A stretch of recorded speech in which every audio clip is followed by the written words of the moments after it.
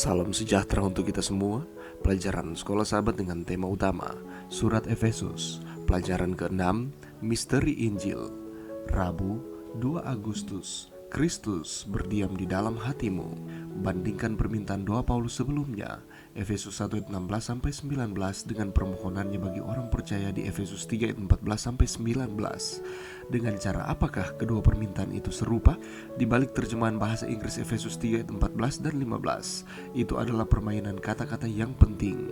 Ketika Paulus mengatakan bahwa dia sujud di hadapan Bapa, yang daripadanya semua turunan yang di dalam sorga dan di atas bumi menerimanya, dia sedang menyelidiki hubungan kesamaan bunyi antara kata Yunani untuk Bapa, pater, dan istilah Yunani untuk keluarga, patria. Di Efesus, Paulus mengamati sifat yang luas dari rencana keselamatan Allah yang melibatkan segala sesuatu sepanjang masa. Dan di sini dia mengklaim semua turunan yang di dalam surga dan di atas bumi sebagai milik Bapa. Setiap keluarga atau patria mengambil namanya dari Bapa atau pater. Ini adalah kabar yang sangat bagus. Renungkan pemikiran ini. Keluarga Anda, terlepas dari ketidaksempurnaan dan kegagalannya, adalah milik Allah. Keluargamu tidak berada dalam cengkraman takdir yang kejam, tetapi dalam tangan Tuhan yang peduli. Allah mengasihi keluarga yang tidak sempurna. Mereka menyandang nama ilahi. Mereka membawa tanda kepemilikannya. Dalam Efesus 3 ayat 16-19, Paulus meminta Allah untuk memberi pengalaman rohani yang berlimpah kepada orang percaya yang ditandai dengan kekuatan batin melalui kehadiran roh, keintiman dengan Kristus yang juga digambarkan sebagai berdiam di dalam, dan identitas rohani yang mapan dan aman, atau berakar serta berdasar di dalam kasih.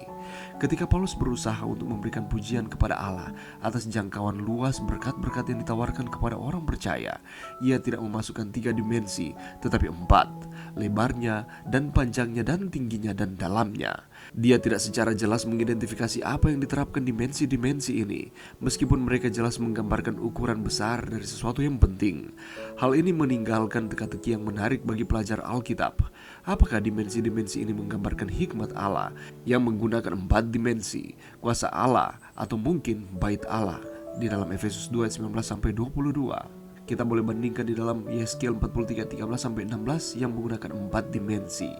Mungkin hal terbaik untuk melihat keempat dimensi ini adalah sebagaimana menggambarkan lebarnya kasih Kristus, melihat ungkapan untuk memahami lebarnya dan panjangnya dan tingginya dan dalamnya, sejajar dengan ungkapan berikutnya untuk mengetahui kasih Kristus.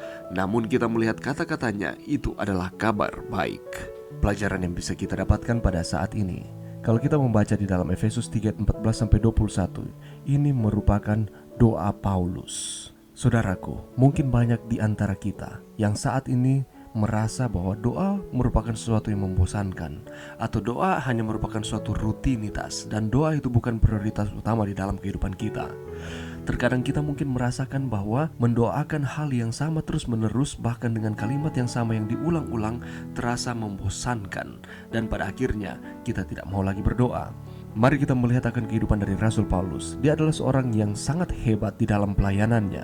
Dia adalah seorang yang terpandang, dan dia adalah Rasul Tuhan. Tetapi sehebat-hebatnya Rasul Paulus, dia juga berdoa. Kita bisa belajar bagaimana kita bisa berdoa seperti yang Paulus doakan di dalam Efesus pasal 3 ayat 16 sampai ayatnya yang ke-19. Paulus merindukan agar jiwa kita dikuatkan oleh Allah melalui Roh Kudus sehingga Kristus dapat berkuasa di dalam hati kita.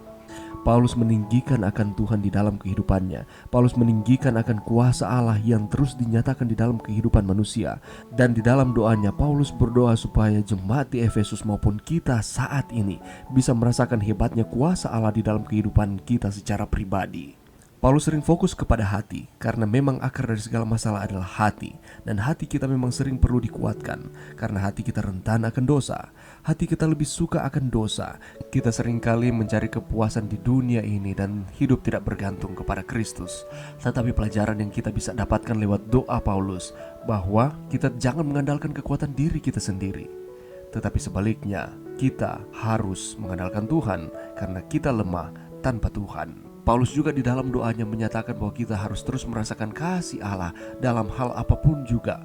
Bukan karena segalanya berjalan dengan baik, bukan karena kita merasa kita sudah melayani Tuhan sebegitu hebatnya pada hari itu, tetapi apapun yang terjadi di dalam kehidupan kita, baik dalam keadaan baik maupun dalam keadaan buruk, kita harus belajar untuk merasakan akan kasih Tuhan hadir di dalam kehidupan kita.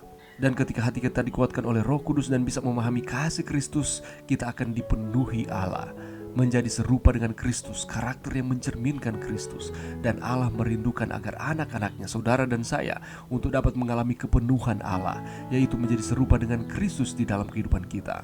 Itulah sebabnya Rasul Paulus menyatakan bahwa aku berdoa supaya kamu bersama-sama dengan segala orang kudus dapat memahami betapa lebarnya dan panjangnya dan tingginya dan dalamnya kasih Kristus. Kasih Kristus yang luar biasa, yang tak terbatas, yang hadir di dalam kehidupan saudara dan saya. Dan kita dapat dipenuhi di dalam seluruh kepenuhan Allah.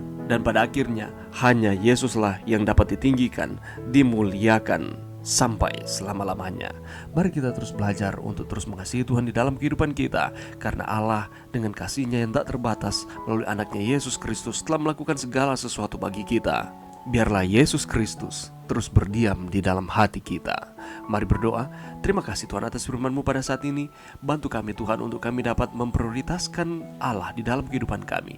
Biarlah Yesus Kristus terus ada di dalam hati kami. Ini doa kami di dalam nama Yesus. Amin.